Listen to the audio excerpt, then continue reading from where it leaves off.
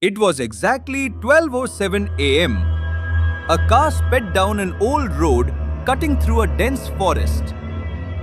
Inside were four friends: David, Mark, Alan, and Ryan. The four of them ran an adventure channel where they traveled to mysterious places around the world and documented their experiences.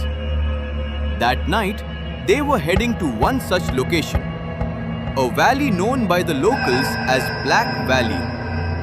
People said that anyone who spent a night there never returned the same. Most considered it nothing more than a legend. But a few months earlier, something strange had happened. Four young campers had entered the valley. Only one came back. And when he did, his mind was shattered. He repeated the same sentence over and over. "It was watching us." A few days later, he died under mysterious circumstances. That was why the four friends wanted to uncover the truth. Rain had already begun to fall. Thunder rumbled continuously across the sky. Suddenly, the car's GPS stopped working. Ryan checked his phone. There was no signal. "How is that possible?" he asked. Mark laughed. "Just a coincidence." But David remained silent. A strange feeling of unease was growing inside him. About half an hour later, they reached the entrance of the valley. A rusted sign stood beside the road. Written across it in red paint were the words, "Those who enter may return, but never alone." The friends exchanged nervous glances. Then they laughed and continued inside.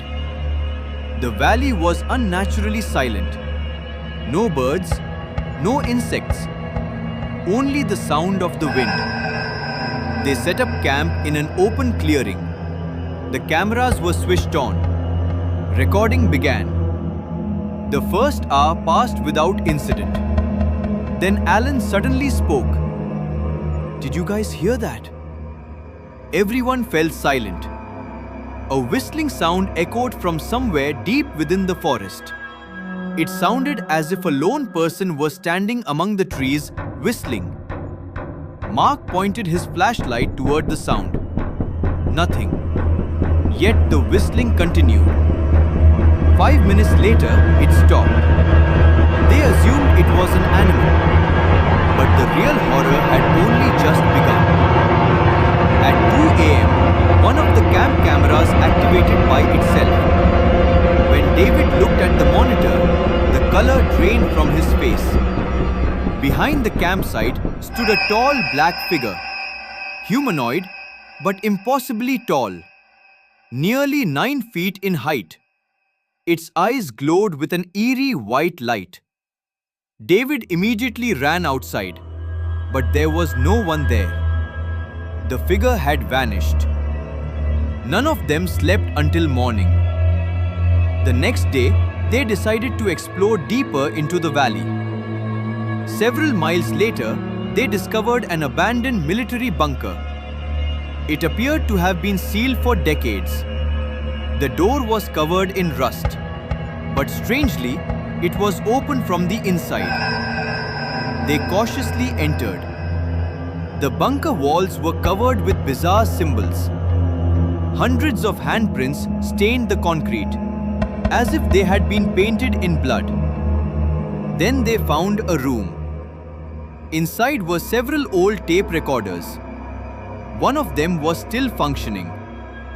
Ryan pressed the play button. A voice emerged from the tape. "If you're hearing this, leave immediately. It can copy us." The recording abruptly cut off. Then screams filled the room, and the tape went silent. The four friends turned pale. They immediately decided to leave. But when they stepped outside, the sun was gone. Although it should have been midday, the sky was completely black. It looked as though night had returned. And then they saw it. For the first time, standing on a distant hill. Motionless, Unnaturally tall, pitch black, almost human in shape. It wasn't moving. It was simply watching them. Mark zoomed in with his camera. The screen instantly went black. The camera lens shattered from the inside. Now the fear was real. The friends ran toward their vehicle. But when they reached the spot where it had been parked, the car was gone, as if it had never existed. Rain began to pour, and whistling sounds echoed throughout the forest. Not one whistle, dozens. It sounded as if hundreds of people were surrounding them. Suddenly, Alan screamed. Everyone turned around. He was gone. Only his flashlight remained on the ground. Darkness. Silence! They called his name repeatedly. No answer. Then his voice echoed from somewhere in the distance. Help me! David ran toward the sound, but when he got closer, he froze. Alan was standing there, yet his eyes were completely white, and an inhuman smile stretched across his face. The next moment, he disappeared into the darkness. Now, only 3 friends remained. Their fear had become unbearable. The night refused to end. With every passing hour, the valley grew stranger. Their watches stopped. The compass spun wildly, and white eyes appeared between the trees. Then, they discovered an old radio tower. Somehow, it still had power, even though it had supposedly been abandoned for decades. At the top, they found a signal machine.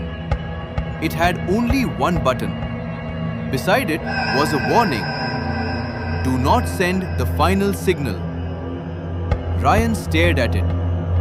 Maybe this is our way out. And he pressed the button. The entire tower began to shake. Below them, hundreds of glowing eyes appeared throughout the forest. Then, a horrifying sound echoed across the valley.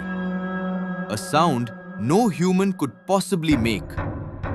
The ground trembled. The sky turned blood red. And from the heart of the forest, the gigantic shadow appeared again. But this time, it wasn't alone. Dozens of similar shadows emerged from the valley. At that moment, David understood. The valley had never been haunted. It had been built as a prison, and they had accidentally released whatever had been trapped inside. The next few minutes were pure chaos. The tower began to collapse. Mark fell to his death. Ryan was dragged into the darkness. David somehow escaped. To this day, he doesn't remember how. When he opened his eyes, he was lying in a hospital bed. The police told him they had found him unconscious 50 miles from the valley. He immediately asked about his friends, but no trace of them was ever found. Months passed. The incident seemed to be over, or so it appeared. One night, David decided to review his old camera footage. The final recording was still there. In the last 5 seconds of the video, a terrifying image appeared. The black entity stood inches from the camera, and for the first time, it spoke. "We are still with you."